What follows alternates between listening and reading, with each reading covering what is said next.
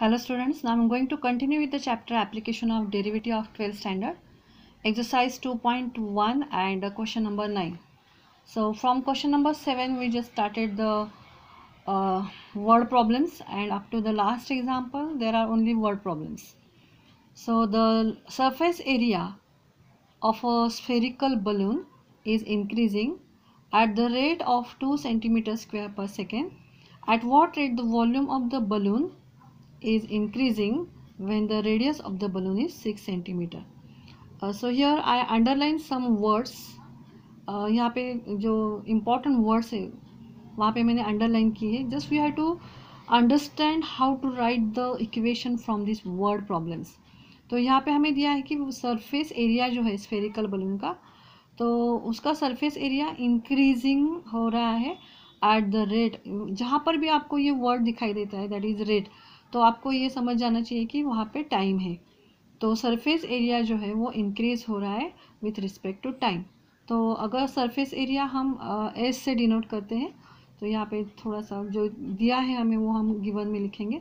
तो surface area को हम एस लिखते हैं एंड यहाँ पे हम एग्जाम्पल रीड करते हैं पूरा. At what rate the volume of the balloon is increasing when the radius of the balloon is 6. so radius हमें दी है तो मैंने यहाँ पे वो लिख दी 6 सेंटीमीटर. तो यहाँ पे हम देखते हैं first statement that is surface area of the spherical balloon is increasing. मतलब क्या चेंज हो रहा है, सरफेस एरिया इंक्रीज हो रहा है या डिक्रीज हो रहा है. There must be a change. वो अगर कम हो रहा है और ज़्यादा हो रहा है, दोनों का मतलब एक ही है कि वो चेंज हो रहा है. तो surface area is changing with respect to time. तो how we can write it, so ds/dt. And उसका चेंज होने का जो वैल्यू है वो हमें दिया है दैट इज 2 सेंटीमीटर स्क्वायर पर second. So since it is area the unit is square. The unit is very important in this type of example. And see what we have to find out. So at what rate the volume of the balloon is increasing. तो हमें क्या पूछा है कि volume कैसे बदल रहा है. सो इंक्रीज हो रहा है मतलब वो भी बदल रहा है. एंड एट व्हाट रेट मतलब वो टाइम के हिसाब से बदल रहा है. सो हमें जो पूछा गया है वो क्या है, dv/dt. मतलब वॉल्यूम चेंज हो रहा है विथ रिस्पेक्ट टू टाइम. अगर ये सब आपको एग्जाम्पल से फाइंड आउट करना आता है तो एग्जाम्पल बहुत ही इजी हो जाता है. तो ये आपको समझ में आया होगा. दैट इज़ हमें ds/dt 2 सेंटीमीटर स्क्वायर पर सेकेंड दिया है. रेडियस जो है वो 6 है और हमें जो फाइंड करना है that is volume is increasing. मतलब वॉल्यूम चेंज हो रहा है विथ रिस्पेक्ट टू टाइम. तो dv/dt वो हमें फाइंड आउट करना है. So surface area of the sphere, the formula for the surface area of the sphere is 4 pi r square. It is the formula of the sphere. So we write the letter surface area के लिए हम जो letter consider कर रहे हैं वो है s. So s is equals to 4 pi r square. So differentiating with respect to t. Differentiating with respect to t. तो टाइम के हिसाब से वो बदल रहा है. तो हम इस टाइप के एग्जांपल में हम क्या लेने वाले हैं, differentiating with respect to time. तो ds/dt that is surface area changing with respect to time. 4 pi is the constant. R square का जो हम डेरिवेटिव निकालेंगे वो 2r raised to 2 minus 1 that is 1. And derivative of r with respect to time that is dr/dt. So इसका जो value है ds/dt वो हमें एग्जाम्पल में दिया है that is 2. 4 pi is as it is, 2 is as it is, R भी हम ऐसे ही रखते हैं पहले. सो हियर हम dr/dt हम फाइंड आउट करेंगे. 2 ऐसा ही रखा, ये दोनों क्वांटिटी यहाँ के आके डिवाइड होगी. 2 will get cancel. So dr/dt हमें मिला 1/4 पाई आर. सो ये 4 pi and R. So this is the value of dr/dt. So this is our equation 1. तो हमें फाइंड क्या करना है, हमें फाइंड करना है वॉल्यूम. सो यहाँ पे अगेन हम वॉल्यूम का फॉर्मूला लिखेंगे that is volume of the sphere is equals to 4/3 pi R cube. तो वॉल्यूम के लिए जो हम लेटर कंसिडर करते हैं वो v is equals to 4/3 pi R cube. Again differentiating with respect to t because volume भी चेंज हो रहा है with respect to time. So dv/dt is equals to these are the constant 4/3 pi and the derivative of r cube. So again we using the formula of x raised to n, that is n into x raised to n minus 1. तो 3 into R square and the derivative of R with respect to time. So 3 will get cancel and so we get here 4. यहाँ पे जो हम अगले step पे हम यहाँ पे सिर्फ हमने 3 को कैंसिल किया. After that we going to put down the value of D R by D T जो हमने यहाँ पे फाइंड आउट किया था, दैट इज़ 1/4πr. तो हमने यहाँ पे ये वैल्यू पुट डाउन की, तो 4 पाई कैंसिल हुए, आर भी एक आर कैंसिल हुआ, so only 1 R is remaining. So dv by dt is equals to r, and we already given the value of r in our example, that is 6.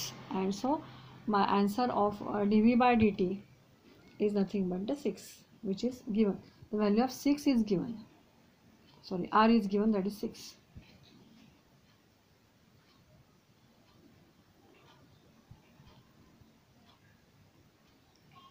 Now see the question number 10.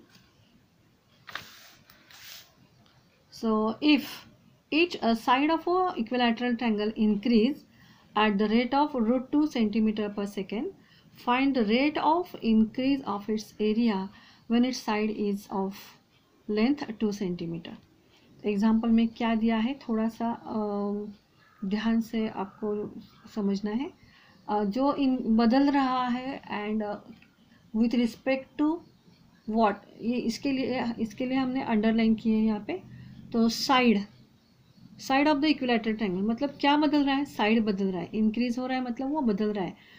At the rate of मतलब with respect to time. ठीक है, अगर side के लिए हमने x जो letter है वो हमने कंसिडर किया है, एंड हमें क्या पूछा है, that is the rate of increase of its area. अगर एरिया ए है तो जो एरिया है वो भी वो टाइम के हिसाब से बदल रहा है, वो कैसे बदल रहा है वो हमें फाइंड आउट करना है. और हमें द साइड ऑफ द जो साइड है वो हमें 2 सेंटीमीटर दी है. तो यहाँ पे देखो ये जो है वो इक्विलैटरल ट्रायंगल हमने ड्रॉ किया. आपको सबको पता है that is the equilateral triangle हम किसको बोलते हैं, जिसके हर एक साइड सेम रहते हैं. सो यहाँ पे X X X, so we consider that is the length of each side of the equilateral triangle is X. तो साइड के लिए हमने एक्स कंसिडर किया है. हमें दिया है that is D x by D T, side is changing with respect to time. So D x by D T हमें दिया है √2 सेंटीमीटर पर सेकेंड. एंड साइड जो है इसके लिए हमने एक्स लेटर कंसिडर किया था, वो हमें दी है 2 है, इट्स 2 not 3. सो एक्स जो है the length of the side is 2 centimetre, and we have also given that is dA by dt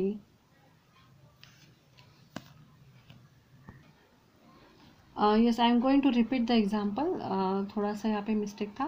when its side of length is 3 centimetre. In example में हमें 3 दिया है, मैंने गलती से 2 लिखा था. तो लेंथ जो है साइड की लेंथ जो है वो 3 सेंटीमीटर है, तो एक्स भी कितना हुआ 3 सेंटीमीटर हुआ. और हमें D A by D T that is area जो चेंज हो रहा है विथ रिस्पेक्ट टू टाइम वो हमें फाइंड आउट करना है, that is D A by D T that we have to find out. So you know the formula of area of equilateral triangle, that is √3/4 into side square. यहाँ पे X जो है वो side है, so side square. So differentiating with respect to T we get D A by D T is equals to √3/4 is a constant into the derivative of X is 2x into D x by D T. So D A by D T as it is √3 यहाँ पे जो 2 था वो 2 यहाँ से cancel हुआ. सो √3/2 into the value of x is 3. So we putting here 3 and dx by dt also we are given that is √2. So यहाँ पे √2 आया, तो जो बैलेंस है वो 3/2 ये मैंने ऐसे लिखा है, एंड ये √3 एंड √2 इन दोनों का प्रोडक्ट हुआ √6. So the answer is dA by dt is equals to 3√6/2 centimeter square per second. Since we asked the area, the unit is centimeter square. Now see the question number 11. The volume of the sphere increase at the rate of 20 centimeter cube per second. तो यहाँ पे volume हमें दिया है, तो the unit is in the cube. So find the rate of change of its surface area when its radius is 5 centimeter. तो हमें ये देखना है कि हमें क्या दिया गया है. तो वॉल्यूम जो है वो इंक्रीज हो रहा है at the rate 20 centimetre cube पर सेकेंड. मतलब वॉल्यूम चेंज हो रहा है विथ रिस्पेक्ट टू टाइम, मतलब हमें dv/dt दिया गया है 20 सेंटीमीटर क्यूब पर सेकेंड, एंड रेडियस हमें दिया है दैट इज़ 5 सेंटीमीटर, और हमें क्या फाइंड आउट करना है, find the rate of change of its surface area.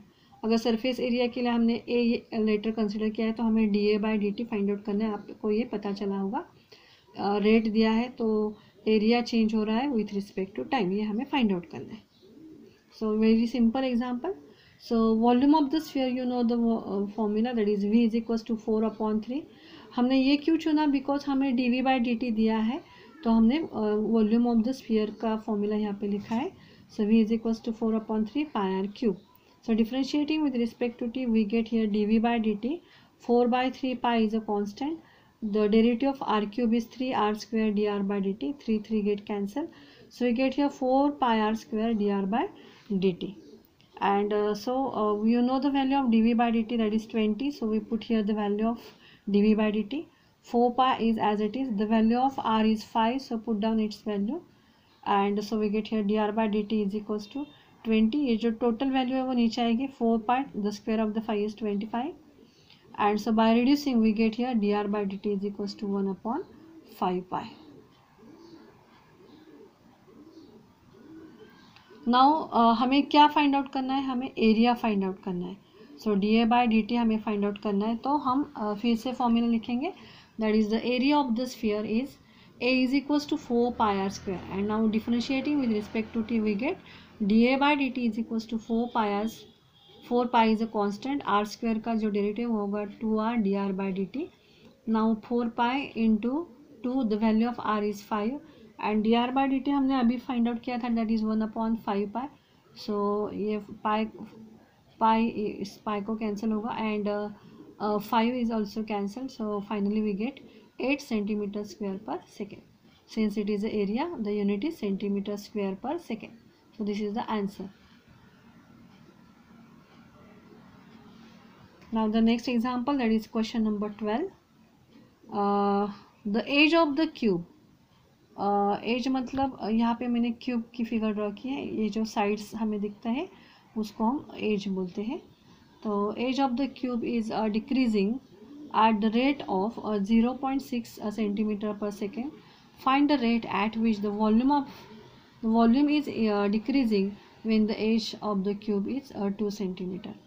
तो हमें जो एग्जाम्पल दिया गया है उसमें हमें बताया कि edge of the sides is decreasing, मतलब ये जो एजेस है उसके जो हम साइड बोलते हैं वो डिक्रीज हो रहे हैं एट द रेट ऑफ 0.6। तो अगर हम इस एज को x कंसिडर करते हैं तो वो डिक्रीज हो रही है विथ रिस्पेक्ट टू टाइम, तो as of the cube is x, then the dx/dt we have given that is 0.6 centimetre, and when the edge of the cube is 2, so x is equals to 2, we have to find out its volume with respect to time, so we have to find out dv/dt। तो इस सब examples में हमें जो quantity दी गई है उसके फॉर्मूले हमें पता है, पता होना चाहिए, तभी हम उसका इक्वेशन हम लिख सकते हैं। तो the formula here, so the volume of the cube, actually you know the formula of the volume of the cube, that is the side cube. Generally हम L बोलते हैं, हमने 9th में 10th में इसके फॉर्मूले पढ़े थे। So volume of the cube is L cube, but here we consider the length of the side is x, so यहाँ पे हम क्या लिखेंगे x क्यूब, बिकॉज हमने एज ऑफ द क्यूब क्या कंसिडर किया था, x कंसिडर किया था, मतलब ये सब x है, ये क्यूब है, मतलब इसके सब साइड्स क्या है, सेम है। तो यहाँ पे हम फॉर्मूला लिखेंगे v is equals to x cube, and so differentiating with respect to t we get dv/dt is equals to 3x square dx/dt। x का हम डेरिवेटिव लेंगे विथ रिस्पेक्ट टू t, तो 3 the value of x is 2, so 2 square into dx/dt also given that is 0.6, तो यहाँ पे हमने value put down की, and so by solving this we get dv/dt is equals to 7.2 centimetre cube पर second. So very simple example, for that we have to know the formula of this volume of the cube. Now see the question number 13. A man of height 2 meter walks at a uniform speed of 6 km per hour away from the lamp post of 6 meter high. Find the rate at which the length of the shadow is increasing. तो ये example थोड़ा सा अलग है, बाकी के सब examples में हमें कुछ ना कुछ ज्योमेट्रिक फिगर दी गई थी, उसके हिसाब से हमने फॉर्मूला चूज़ किया और उसका डेरिवेटिव निकाला। लेकिन यहाँ पे हमें फिगर ड्रॉ करनी है, तो हमने जैसे ट्रिग्नोमेट्री में इस टाइप के एग्जांपल्स हमने देखी थी, वैसे ही हम यहाँ पे फिगर ड्रॉ करेंगे। तो यहाँ पे हमें दिया है कि एक मैन है, उसकी हाइट है 2 metre and he walks at a uniform speed of 6 kilometre per hour away from the lamp post of 6 metre. तो यहाँ पे मैंने एक लैम्प पोस्ट लगाया है। सो यहाँ पे लैम्प पोस्ट है, C D is the lamp post and उसकी हाइट है 6 मीटर। और ये जो मैन है ए बी जो है वो मैन है, उसकी हाइट है 2 metre and he walks at uniform away from the lamp post. So ये जो आदमी है वो लैम्प पोस्ट से दूर जा रहा है, तो मैंने यहाँ पे ऐसा एरो लगाया है और इस लैम्प पोस्ट से वो थोड़ा सा दूर जा रहा है। यहाँ से लाइट उसके ऊपर पड़ रही है, तो उसकी जो शैडो है, ये 2 मीटर का जो मैन है उसकी शैडो यहाँ पे है, B E is the shadow. तो अगर ये ऐसे ऐसे यहाँ से दूर जाएगा तो ये शैडो भी उससे आगे आगे जाएगी। तो यहाँ पे हमें दिया है a man of height 2 metre. After that मैंने क्या किया है, यहाँ पे ये जो यहाँ से मैंने ज्वाइन किया है ये टोटल डी सी। तो यहाँ पे मैंने एक राइट, जो लैम्प पोस्ट होता है वो ज़मीन को परपेंडिकुलर रहता है, तो यहाँ पे मैं परपेंडिकुलर, हम भी चलते हैं तो ग्राउंड को परपेंडिकुलर हम रहते हैं। तो ये दोनों यहाँ पे जो मैंने ट्रायंगल ड्रॉ किए वो आप देख सकते हैं। So there are 2 triangles. So first one is the D C E and second one is the A B E. तो यहाँ पे मैंने क्या क्या कंसिडर किया है वो हम देखते हैं। तो लैम्प पोस्ट से जो उस मैन का जो डिस्टेंस है वो अगर हमने एक्स कंसिडर किया है, तो ये जो उसकी शैडो जो है मैंस, वो जो आदमी है उसकी शैडो यहाँ से बीच से ई तक का जो डिस्टेंस है वो हमने वाई करके कंसिडर किया है। तो हमने जो कंसिडर किया है तो हमने यहाँ पे लिखा है। तो A B is equal to height of the man which is 2 metre, C D is the lamp post. तो यहाँ पे क्या बदल रहा है देखो, तो ये जो आदमी है वो लैम्प पोस्ट से दूर जा रहा है, मतलब ये जो डिस्टेंस है वो बदल रहा है with respect to time, because हमें यहाँ पे दिया गया है at the uniform speed 6 kilometre per hour, मतलब टाइम के हिसाब से वो डिस्टेंस जो है वो चेंज हो रहा है, ये एक्स वाला distance. So D x by D T हमें क्या दिया गया है, 6 किलोमीटर पर आवर। थोड़ा ध्यान लगा के आप देखेंगे तो आपको ये बात समझ में आएगी। सो हमें ये जो डिस्टेंस है वो डिस्टेंस जो चेंज हो रहा है विथ रिस्पेक्ट टू टाइम वो हमें दिया है d x by D T is equal to 6 kilometre per hour. तो हमें क्या फाइंड करना है, तो find the rate at which the length of the shadow is increasing. तो मतलब ये जैसे जैसे आगे जाएगा वो शैडो भी यहाँ से उसका भी डिस्टेंस बदल जाएगा। तो शैडो जो चेंज हो रही है विथ रिस्पेक्ट टू टाइम वो हमें फाइंड आउट करनी है। So length of the shadow is increasing, increasing मतलब वो जो चेंज हो रही है विथ रिस्पेक्ट टू टाइम वो हमें फाइंड आउट करना है। So D Y by D T हम फाइंड आउट करने वाले हैं। सो यहाँ पे थोड़ा मैं आगे जाऊँगी तब ये फिगर आपको नहीं दिखाई देगी, तो थोड़ा सा यहाँ पे मैं एक्सप्लेन करती हूँ। तो there are 2 triangle that is D C E and the second one is the A B E. तो ये जो दोनों ट्रायंगल्स है वो हमें सिमिलर दिखाने हैं, और आपने सिमिलैरिटी 10th स्टैंडर्ड में ये पढ़ा है। तो मैं डायरेक्ट यहाँ पे लिखने वाली हूँ, जस्ट मैं यहाँ पे एक्सप्लेन कर रही हूँ। ये दोनों राइट एंगल्स है, और ये जो एंगल्स है, since these 2 lines are parallel, so these are the corresponding angles. So by a test both the triangles are similar. There is no need to explain how it be similar. Just we can directly say that is both the triangles are similar by which test, that is a test. अगर आपने उतना ही लिखा है कि ये दोनों triangle similar है bye A test तो भी चल सकता है।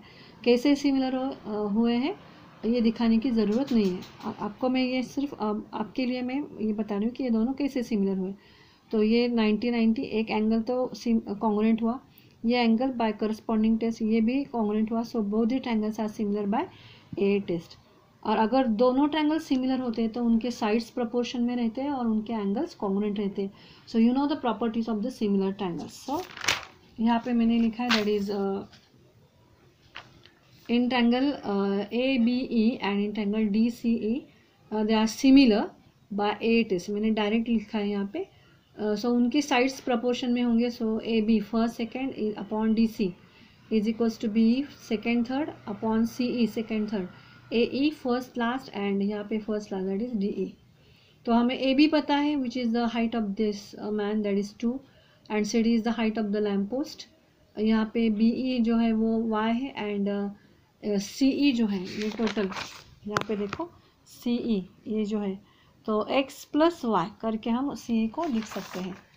एंड लास्ट वाला हमें दिया नहीं है तो हम इसको नहीं लिखेंगे, सिर्फ हमने ये दोनों रेशोज यहाँ पे लिख दें। Now we going to take the cross multiplication. So x plus y is equals to 3y, so x is equals to 3y minus y and x is equals to, so we get 2y। And ये जो हमें equation मिला है उसको हम differentiate करेंगे। So differentiating with respect to t we get dx by dt is equals to 2y 2 dy by dt, and you know the value of dx by dt that is 6 is equals to 2 dy by dt, and now move this 2 to this side, so we'll get dy by dt is equals to 6 upon 2 that is 3 km/h. So this is all about the example question number 13, and the remaining examples we'll see in the next lecture. Thank you.